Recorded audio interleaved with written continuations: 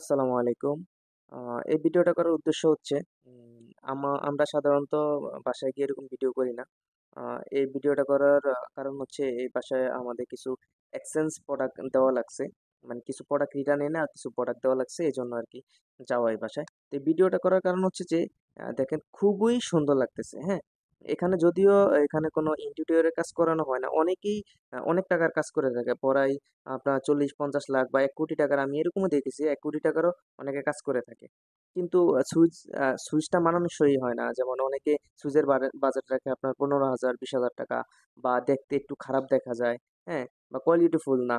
আপনারা যে এত টাকা নষ্ট করছেন বা এত টাকা খরচ করছেন কিন্তু আপনার এটার সাথে আপনার ইয়েটা সুইচটা যাচ্ছে না। তো সুইচটা আমার মতে যে সুইচটা বাজেটে ভালো রাখেন।